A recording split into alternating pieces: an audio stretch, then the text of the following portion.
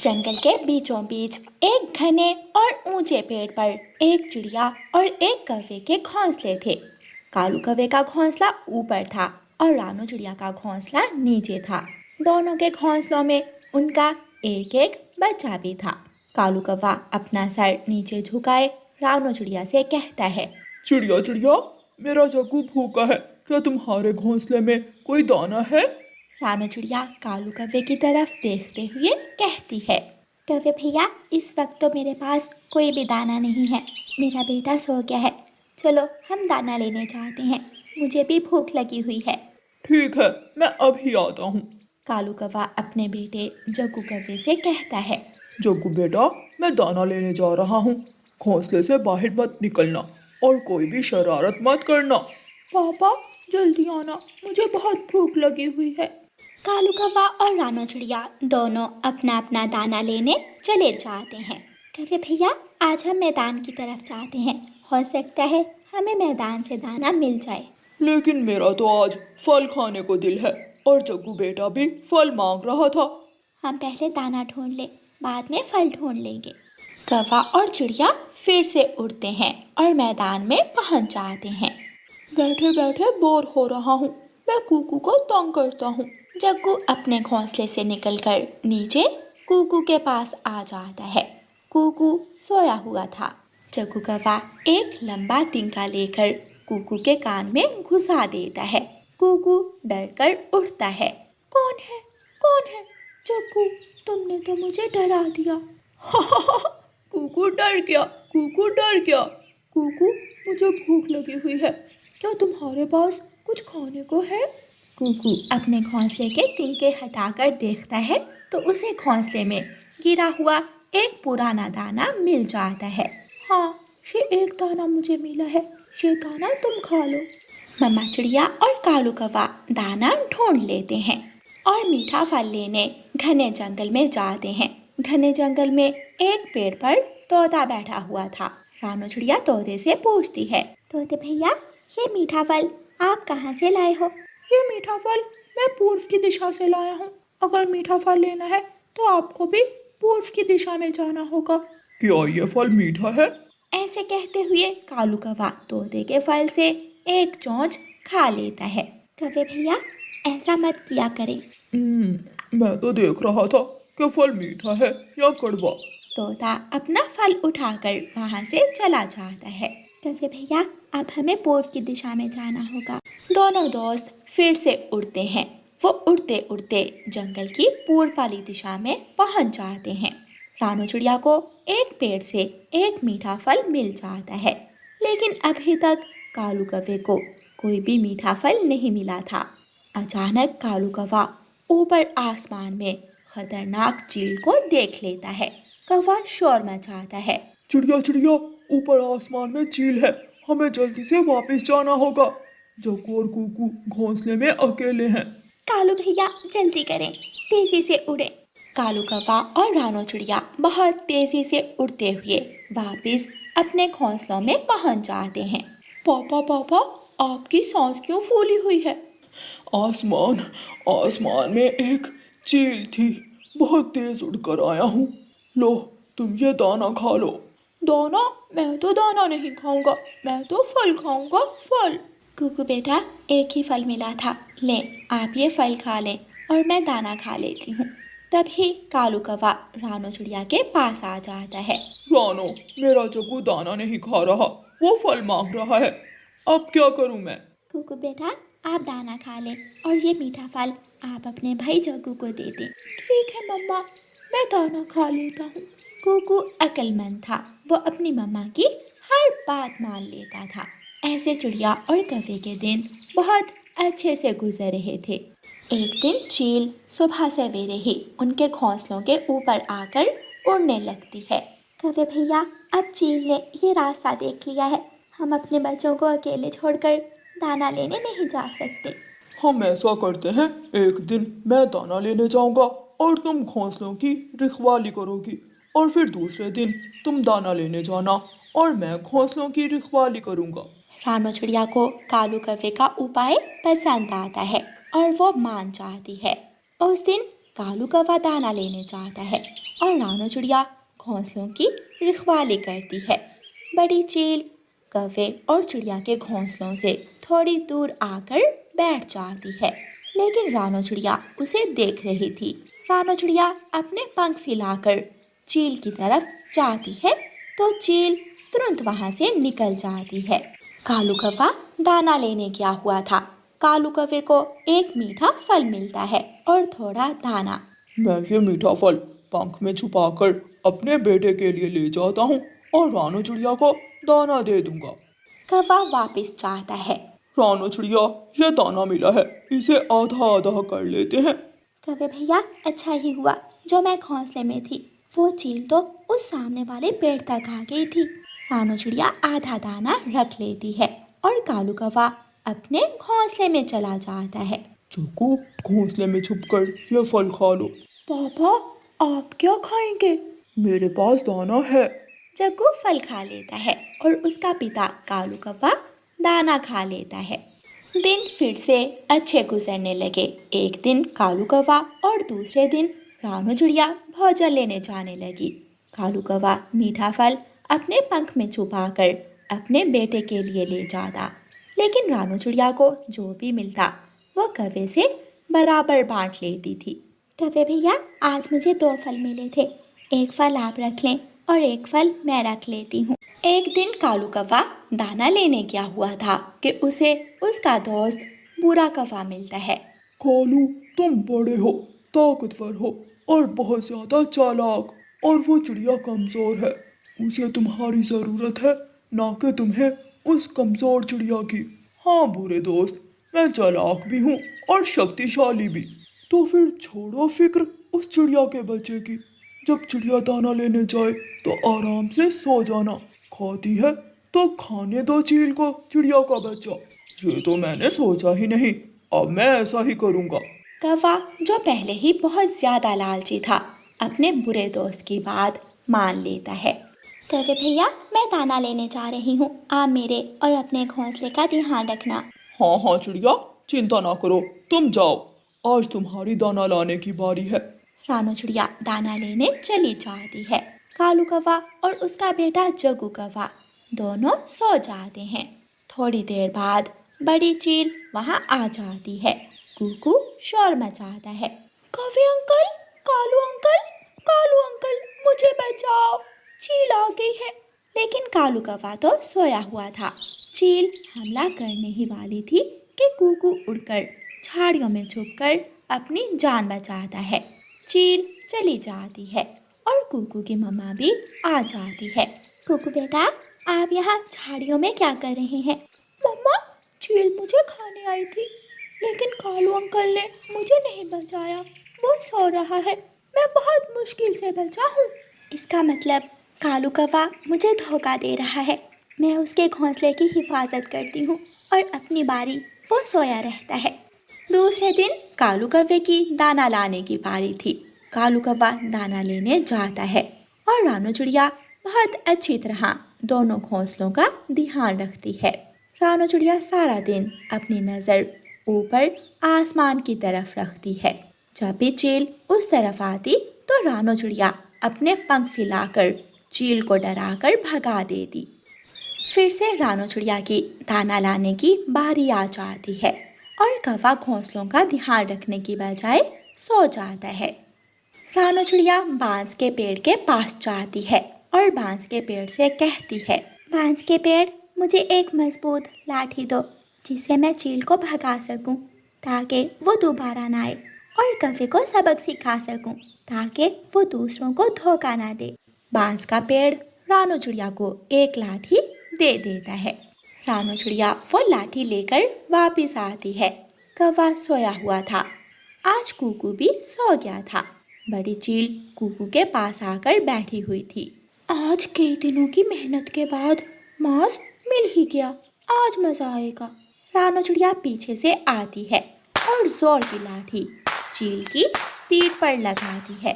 अभी माँ जिंदा है, एक माँ के होते हुए तुम उसके बेटे को कोई नुकसान नहीं पहुंचा सकती।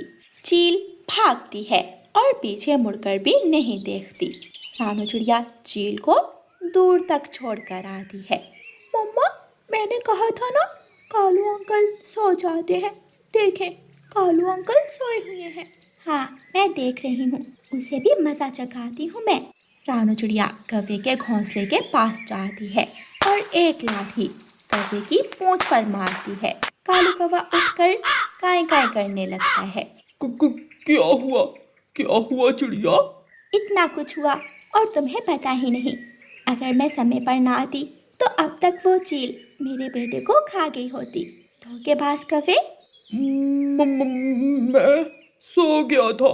रानू चिड़िया एक लाठी और कौवे की पूंछ पर मारती है और अपने बेटे के पास चली जाती है। चले बेटा, हम ऐसे धोखेबाज पड़ोसियों के साथ नहीं रह सकते, हमें दूसरी जगह जाना होगा। मम्मा चिड़िया अपने बेटे को लेकर वहाँ से चली जाती है। कालू कौवा बहुत पछता रहा था क्योंकि रानू चिड़िया उसका बहुत ख्याल रखती थी। कालू कौवा अपनी गलती पर पछता रहा था और रो रहा था क्योंकि उसने एक अच्छे दोस्त को खो दिया था। प्यारे दोस्तों, इस कहानी को लाइक, अपने दोस्तों के साथ शेयर और चैनल को सब्सक्राइब करना बिल्कुल मत भूलना। आपका धन्यवाद।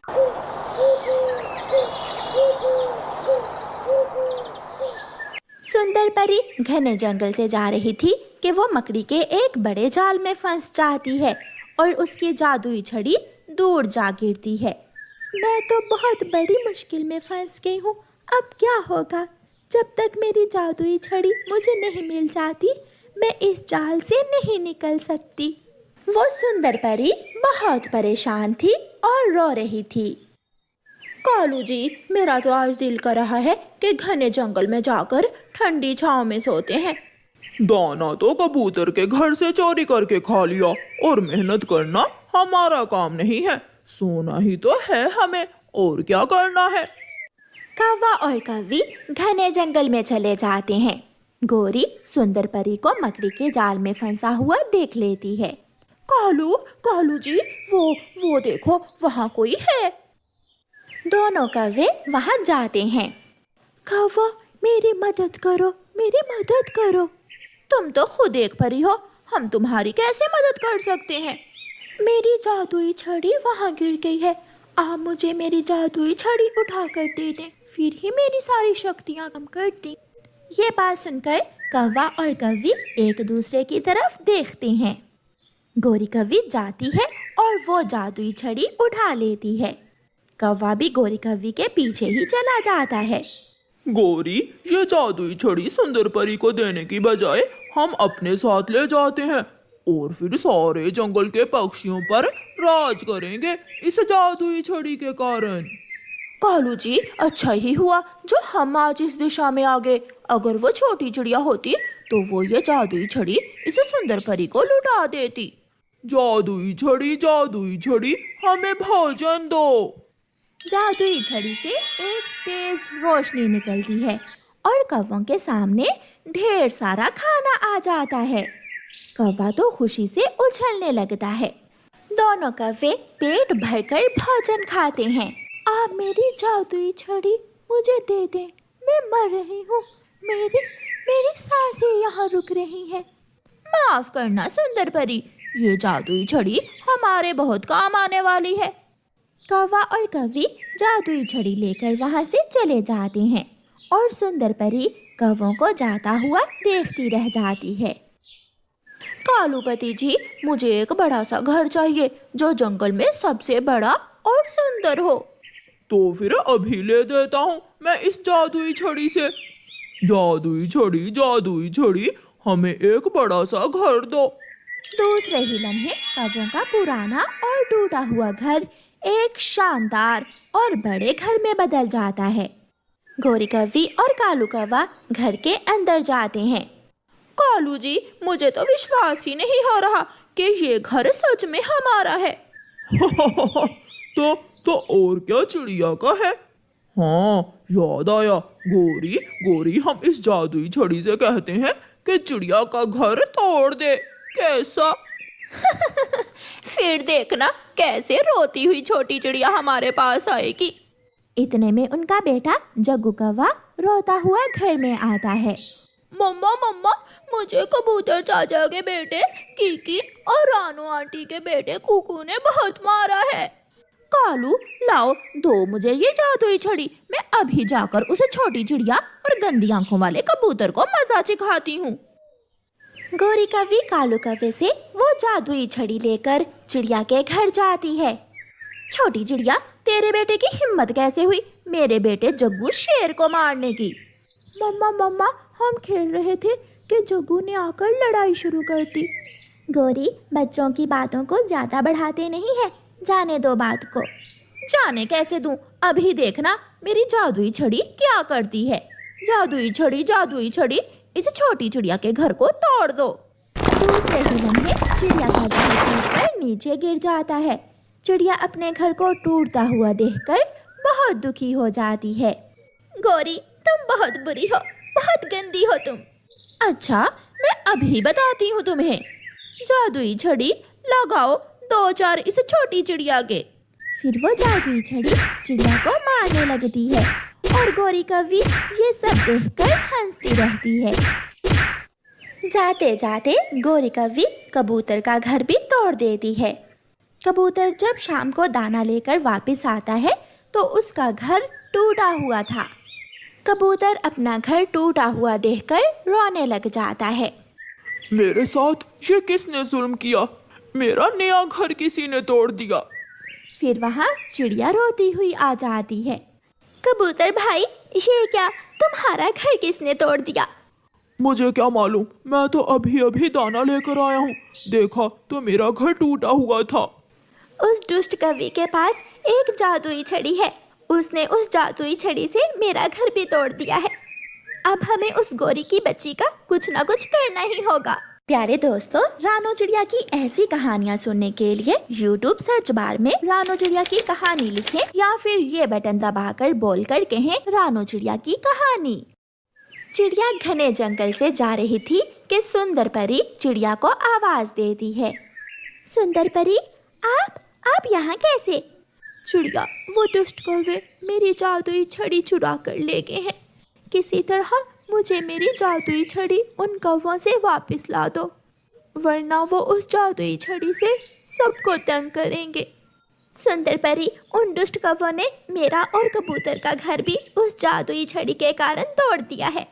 लेकिन आप चिंता ना करें, मैं अभी जाती हूँ और उन कौवों से किसी तरह वो जादुई छड़ी वापस लाती हूँ। फिर चिड़िया वहाँ से चली जाती है।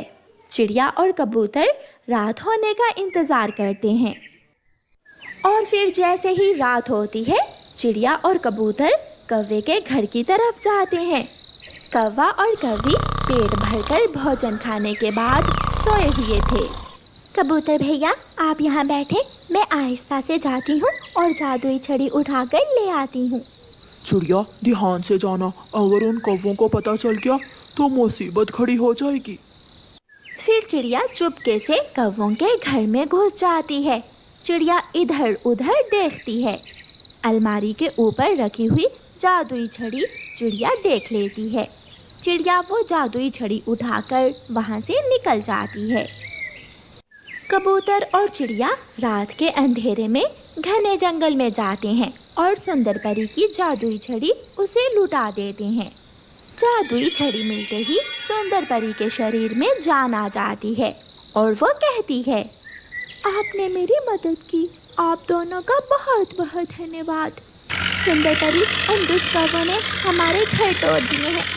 सुबह हो जाती है और सुंदर परी चिड़िया और कबूतर के घर दोबारा बना देती है।